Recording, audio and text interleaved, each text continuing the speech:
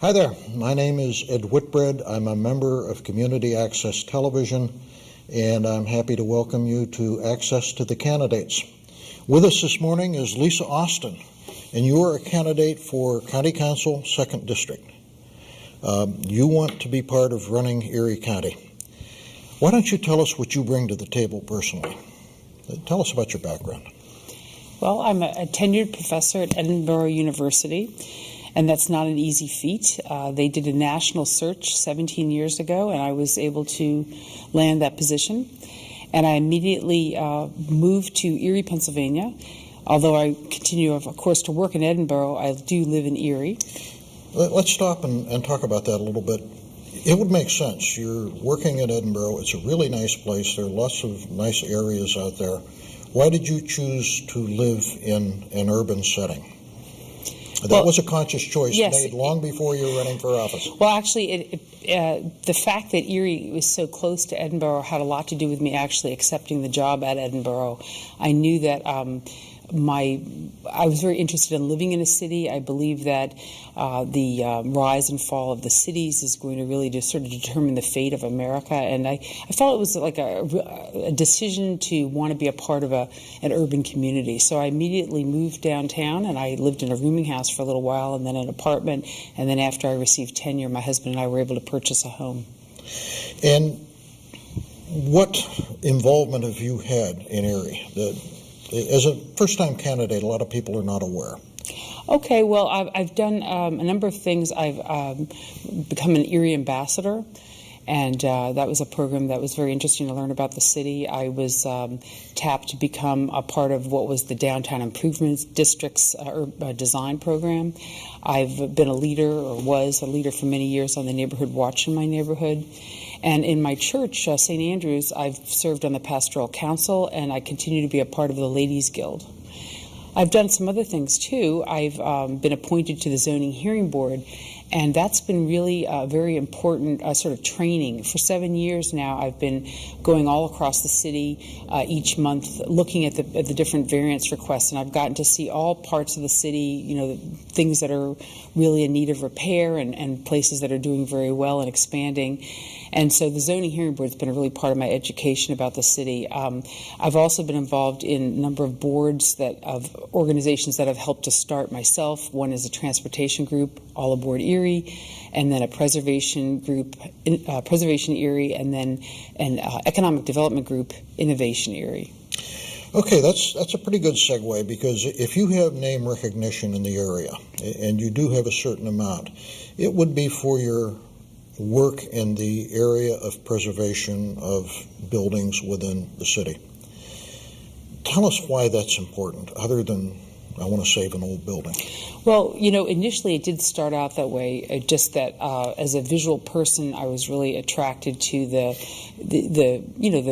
masonry and the stone carving and so on. And I was troubled that it seemed like so many buildings that looked viable to me were being demolished. But what evolved over time is, again, my sort of self-education that preservation is a huge economic development tool, and many other communities are embracing this, understanding that. First of all, if you have a limited amount of funds, say $1 million, which is a fair amount of money, but if you're spending that on new construction, you're going to spend most of your money buying materials that are created elsewhere, and then a smaller part of your budget hiring locals to do the work to put up the building. If instead you take that same amount of money and do an adaptive reuse project, the majority of your budget will go to hire local people to do the work, masonry, painting, whatever. And so the point is that from a purely economic development standpoint, we should be embracing preservation as a really important tool.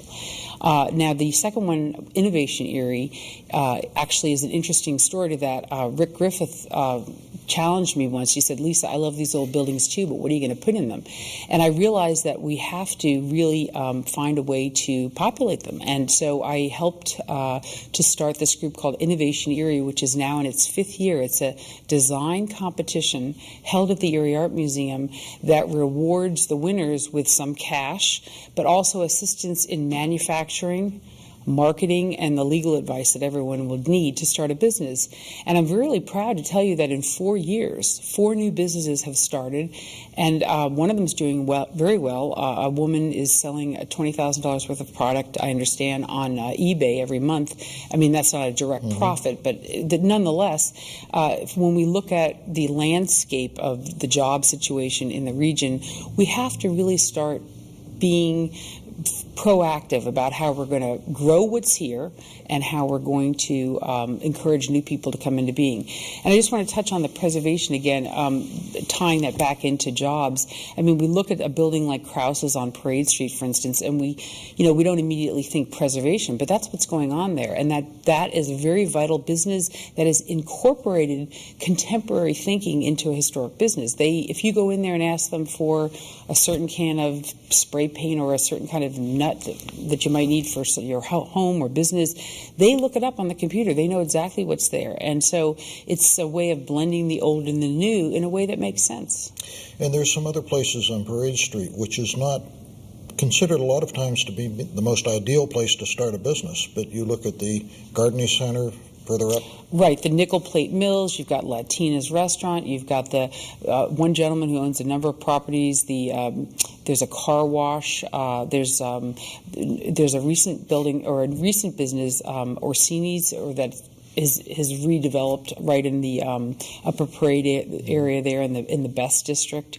So there's a lot of vital businesses that are still along. There's a plumbing supply place as well, and I think that we need to encourage this and see that in fact vital businesses can survive, provide jobs, and needed businesses in the downtown area.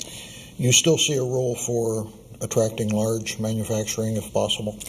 Yes, I do. I think that, certainly that's something we always want to look at. But what I think that the focus really needs to be on looking at what's here. How can we sustainably grow what is already here?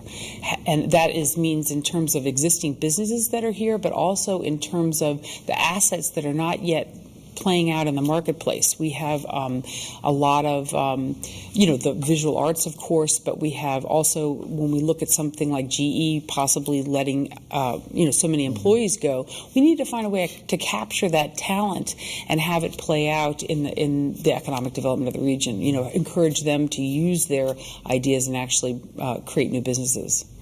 Okay. Can I just touch on that Sure. just a little bit more? One of the things that I think that the casual observer tends to think is that because some of our major industries like International Paper or Erie Malleable Iron are not here, that we don't have a manufacturing base. And we have got a very diverse and complex manufacturing base.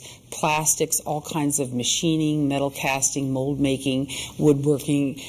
We really need to position ourselves, I think, even nationally as the place to go for smaller runs of things. In other words, if you're going to make 100 million widgets, you're probably going to get a better price in China or India.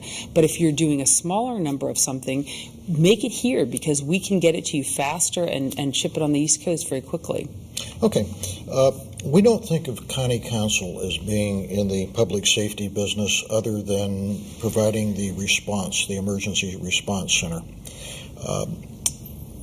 Do you feel there's a role for County Council in that area beyond running that center? Yes, I do. I think that County Council needs to take a leadership role because our current status quo of safety in the city and in the county is just not reasonable. I mean, I wake up every morning and want to look in the paper and see, has there been gunfire last night? In my own neighborhood, there's been gunfire. One of the people that's working on my campaign actually suffered a bullet into the house. She's okay, but it went through her front porch and into a baby bassinet of all things. This is, whatever the situation is now, it's just not working. So we need to really examine this. I think that I don't have the answer, but I really want to look at it with other leaders.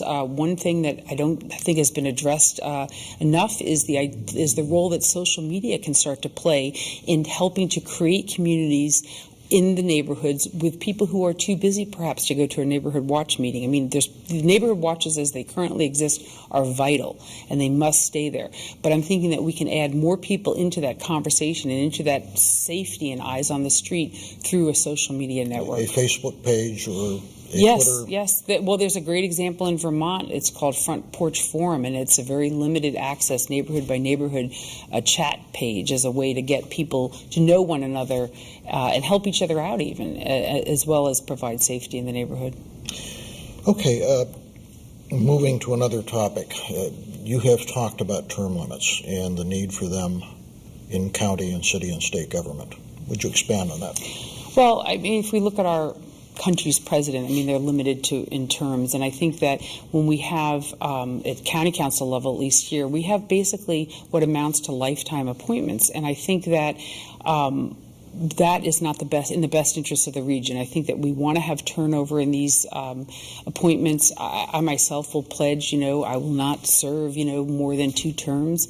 I think that we need to have an opportunity and opening so that people can actually start to anticipate, if they're in college now or whatever, start thinking, gee, in a few years I'll be running for that office, and planning ahead. Right now, it's these, again, they're sort of lifetime appointments, and I think it sort of solidifies power in a certain way that may not be the best for the region. So I just think that we really need term limits. Do you have in mind a specific number of years, 8 or 12? Well, yeah, I think 8 or 12 makes sense. I would not presume to know the exact answer on that. I think we would need to have some studies and see what other communities have done, what seems to work out best. And I'm aware of the downside of that. It's like if you get somebody amazing, then they can't serve for the rest of their life.